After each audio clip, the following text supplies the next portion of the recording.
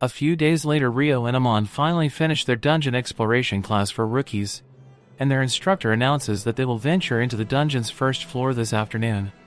Amon visibly freaks out about his first dungeon experience, but Ryo tells him to calm down, because if Amon stresses out now, he will just end up exhausted before even stepping inside. The instructor then asks the group if anyone has any questions, and Ryo immediately asks whether it's possible to teleport directly to the floors they have already cleared. The instructor is genuinely impressed by this question, as it is usually only veteran adventurers who would even think to ask something like that. The instructor explains that there are certain dungeons further south where adventurers can conveniently warp between checkpoints, but unfortunately, the Loon Dungeon doesn't have anything like that. Afterwards, the instructor escorts the rookies directly to the dungeon located right in the city's center. The instructor states that the city itself was built around the dungeon, adding that the number of monsters increases dramatically every several years, sometimes even pushing them above ground. The instructor explains that the massive walls around the dungeon protect people from monsters, but then quickly reassures the nervous rookies that there is currently zero risk of any major monster outbreak happening anytime soon. Not long after, they finally reach the beginner-friendly first floor of the dungeon, which fortunately doesn't have any particularly fierce monsters.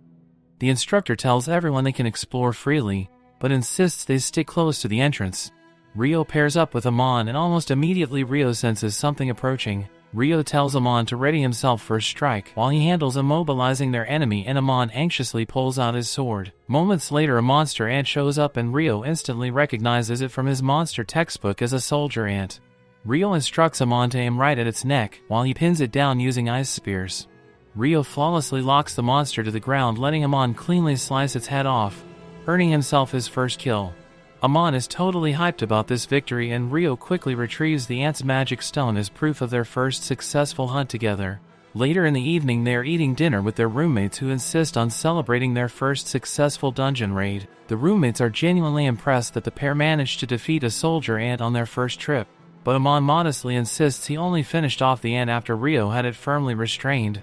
Amon excitedly mentions that he can't wait to return to the dungeon tomorrow. Although Amon is admittedly nervous about trying to go solo, Ryo volunteers to tag along, as he is also eager to explore the dungeon to the third floor, because Ryo finds it suspicious that they encountered a stronger monster from a deeper level wandering around on the first floor, considering the instructor had made that sound unusual.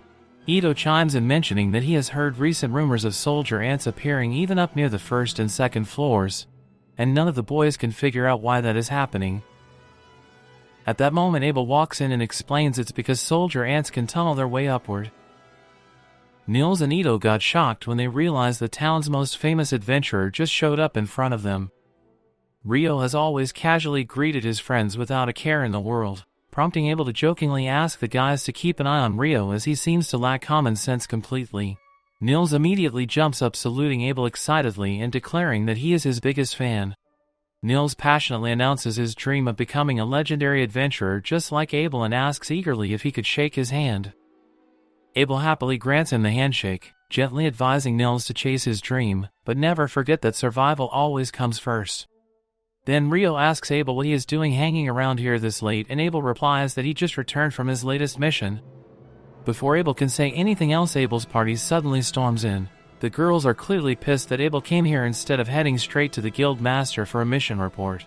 Abel quickly tries to explain that he was merely helping out some new adventurers who needed his advice, but Rin isn't having any of it and immediately tells Warren to take him away. Warren lifts Abel onto his back effortlessly as Abel starts whining like a kid. Meanwhile, Rin suddenly stares at Ryo with obvious jealousy. Ryo awkwardly asks her what she wants, causing the priestess Lihaya to quickly snap Rin out of her daze and apologize to Ryo for their rude interruption. As the group leaves, Ito and Nils admire them uncontrollably, but Ryo genuinely can't comprehend what is so impressive about the group. At the same time, Lihaya gently scolds Rin for openly glaring at Ryo, but Rin insists she was just curious because Abel keeps bragging non-stop about Ryo's magic. Lihaya admits she is also curious to see Ryo's true abilities, but Abel reassures them they will get to witness it firsthand soon enough. The following day, Ryo and Amon return to the dungeon, this time encountering a pack of monster dogs. Ryo once again pins the monsters down effortlessly with his ice spears, while Amon impressively displays his sword skills by taking on a couple of the monsters himself. Afterwards, during a brief break, Ryo comments that Amon's swordsmanship reminds him strangely of Abel's style. Amon clarifies that his sword instructor was an old man named Kiro, who had learned swordsmanship at a prestigious academy in the capital. So Ryo immediately assumes Abel must have trained under the same academy and sees genuine potential in Amon, believing he could grow into a mighty swordsman one day.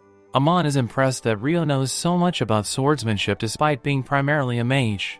Ryo casually explains that he trained under a mentor for a while but ultimately developed his fighting style. Then Ryo comments that Amon's current form seems physically taxing and suggests that Amon just needs to boost his endurance.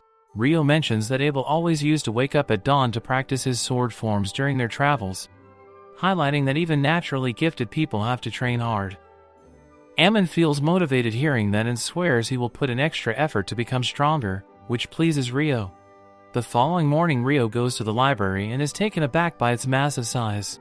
Ryo asks the librarian to point him to the alchemy books, and she leads him to shelves filled with beginner manuals. The sheer number of choices overwhelms him, so Ryo decides he needs some air to clear his mind. But just as Ryo does everything, the sky goes pitch black as a full solar eclipse darkens the entire city, and he watches in amazement at the sky. Barely a moment later, Ryo realizes something weird has just happened.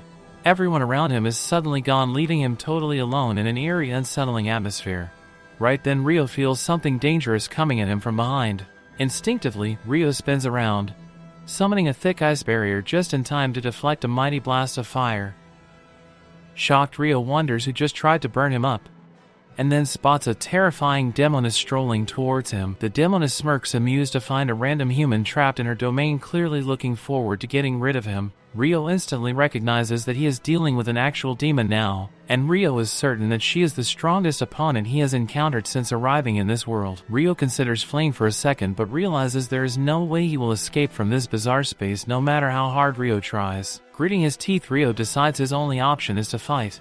Without hesitation, Ryo summons a bunch of ice barriers around himself just before the Demoness unleashes another hellish wave of flames. His shields manage to hold back the intense flames, but the Demoness suddenly switches tactics, firing an invisible bullet of wind that effortlessly punches through Ryo's ice walls, only to bounce harmlessly off his robe. The Demoness can't believe her eyes, baffled at how some human-made robe could stop her attack. But on a closer look, the Demoness realizes Ryo's cloak is actually the Fairy King's robe. Acknowledging Ryo must be a mage of significant skill and power to possess such rare gear and survive her attacks, the Demoness decides she will simply cut him down the hard way with her sword rather than relying on magic. Ryo also summons his Ice Blade to meet the Demoness' strike head-on and immediately shifts into a defensive stance as the Demoness relentlessly pushes him back. The Demoness is swift, forcing Ryo to dodge as a lethal slash narrowly misses his face desperately. Seeing his chance, Ryo retaliates by launching a storm of frozen spears at her, but the Demoness easily dances around every projectile, failing to notice the solar eclipse slowly fading away as she screws around enjoying herself. At the same time, Ryo figures out she is boosting her speed using wind magic, and right then she lunges straight at him for a decisive blow. Ryo blocks her strike surprisingly easily because while she is speedy, her swordsmanship doesn't even come close to the hard training he endured under the Fairy King. The Demoness pauses in shock, genuinely impressed, and demands to know who he is to possess not only the Fairy King's robe but also his blade. Frustrated, the Demoness conjures a blazing fireball to incinerate him, but Ryo effortlessly cancels it out with a well-timed icicle spear. This angers her, and the Demoness decides to put an end to it, quickly realizing that Ryo will become a real threat if the fight drags on. The Demoness unleashes an aggressive onslaught, but Ryo remains composed, smoothly blocking her frenzied attacks. Ryo spots an opening and counters fiercely, knocking the Demoness off balance. Immediately seizing the advantage, Ryo unleashes a barrage of sharpened ice spikes, aiming to finish her off. The Demoness quickly surrounds herself in scorching flames, melting away the ice spears before they reach her. But as Ryo's relentless assault intensifies, the Demoness is forced to summon thick stone walls as extra protection. However, Ryo adapts it, switching to the piercing high-pressure jets of water that slice effortlessly through the rock barriers, slashing her several times. The Demoness is stunned that his attacks could actually hurt her, but luckily Ryo had been striking blindly due to the thick cloud of smoke obscuring his vision. Seizing his opportunity, Ryo rushes in to deliver the killing blow, but the Demoness desperately leaps forward to intercept his strike. As their blades violently clash mid-air, Ryo is startled to see the Demoness wounds rapidly closing up and healing right before his eyes. His momentary distraction gives the Demoness the opening she needs to land a devastating hit, slamming Ryo hard into a nearby building. As the Demoness prepares to finish him off for good, she feels droplets of water hitting her skin. Confused, the Demoness glances upwards just as a scalding hot raindrop strikes her cheek. The Demoness screams out in agony and instantly encases herself in a stone barrier, desperately waiting for the blistering rainfall to stop, while Ryo carefully waits for her next attack. Without warning, the Demoness erupts into an inferno, violently blowing apart everything around her. The Demoness slowly walks towards Ryo with murderous intent, but at that moment the Eclipse begins to fade away. As sunlight brushes against her blade, it shatters into nothingness. The Demoness stops abruptly, clicking her tongue in annoyance and remarking bitterly that they will have to finish this fight another day. Ryo mocks, telling her to hurry up and go away already. Surprisingly unfazed by his attitude, the Demoness introduces herself as Leonore and asks for his name casually.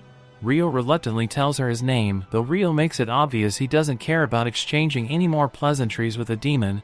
Leonore is intrigued by the fact that Ryo clearly knows what she is, making her regret screwing around earlier instead of killing him outright. Leonore tells him that someday they will have their rematch, though another demon might cross his path first. Leonore warns him not to die to some weakling, because when they meet again she will have grown far stronger, and next time Leonore won't hesitate to finish him off. Ryo feels a chill down his spine at that thought, but just then the Eclipse completely disappears and in an instant reality returns to normal, leaving no sign of their battle. Feeling shaken, Ryo decides it's best to buy his books quickly and get some rest. Ryo heads straight to the bank, cashing on the coins he earned from selling all those wyvern magic stones. Afterwards, Ryo goes to the dorm hoping to check in with his roommates, but when he realizes they are not around, Ryo is just about to leave when he spots them being cornered and harassed by a group of adventurers. Nils and Ito are cursing the leader boy named Dan for cowardly ambushing them while they are still injured. But Dan sneers back that monsters won't give them any pity either when they eventually die in the dungeon. Out of nowhere, Dan's friends suddenly drop unconscious as Ryo quietly takes them out from behind, calmly telling Dan he is absolutely right, but maybe Dan should take his own advice sometimes. Ryo casually taunts Dan, asking if he is planning to run now that his friends have taken a nap. Enraged, Dan blindly charges Ryo, only for him to effortlessly sidestep and smash his sword handle directly into Dan's gut, forcing the bully to puke out. Ryo quickly shifts his attention to healing his injured friends, scolding them lightly about needing to toughen up so no one can catch them off guard again. Still, Ryo decides that right now they all deserve a good break. Together, they go to the public baths where Ito the priest heals the nasty wound left by Leonore's wind bullet. As everyone sits soaking in the water curiously, they start asking Ryo questions about who could possibly hurt someone as strong as him.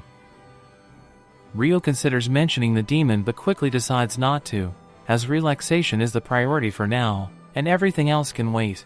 So now what will happen next? Subscribe to our channel to find out what will happen next. Friends, before we wrap up, we've recently launched a membership program where you can enjoy perks like early access to videos and exclusive content just for members, and many more to enhance your interactions. If you're interested, consider joining our membership. To enjoy these benefits, check out the link in the description to join. So friends, if you enjoyed our recap video, please like and share it. Don't forget to subscribe to the channel. Thank you for watching.